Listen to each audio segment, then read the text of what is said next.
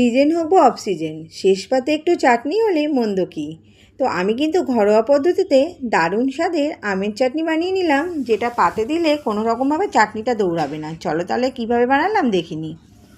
ছোট্ট একটু লঙ্কা দিলাম, একটু সর্ষে ফোড়ন দিলাম, আর দিয়ে দিলাম আম। আর তেলটা কিন্তু একদমই কম দিয়েছি। চাটনিতে না আমার আবার বেশি তেল দিলে ভালো লাগে না, আর তাছাড়া তেলটা বেশি খাওয়াও ভালো নয়। যেখানে যতটুকু দিলে হবে সেখানে আর বেশি দেবো কেন। তো যাই হোক, আন্দাজ মতো নুন দিয়ে দিলাম, আর হলুদটাও একটু দিলাম। এই কারণেই আমটা কিছুটা আছে হলুদ আর কিছুটা আছে সাদা সাদা, ওই যাতে ওই কালারটা ব্যালেন্স হয় তার জন্য একটু হলুদ দিয়ে দিলাম। তো দেখো, নুন দিয়ে কিন্তু ঢাকা দিয়ে দিয়েছি। আমটা অনেকটা নরম হয়ে গেছে, একটু ভাঙবো, ভেঙে তারপরে আন্দাজ মতো চিনি দিয়ে দিলাম। চিনিটা দিয়ে এবার একটু নাড়াচাড়া দিয়ে নেব, যাতে চিনিটা পুড়ে না যায়, তাই একটু জল দিয়ে দিলাম।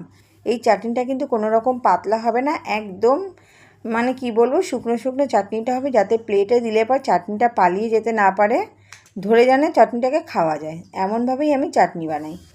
তো দেখো, চাটনিটা কিন্তু হয়ে এসেছে। চাটনির মধ্যে ভাজা মশলা দিয়েছি, এখানে মৌরি আর মেথি। তোমরা যদি চাটনিতে এই মশলাটা ব্যবহার না করে থাকো, তাহলে বলবো একদিন হলেও চাটনিতে মৌরি আর মেথি ভেজে গুঁড়ো করে দিয়ে দেখো। চাটনির টেস্টটা কিন্তু অনেক আলাদা হয়ে যাবে, আর গন্ধটাও অসাধারণ হবে। এই মশলাটা কিন্তু তোমরা যে কোনো চাটনিতেই দিতে পারো, সেটা টমেটো হোক, আম বা পেঁপে।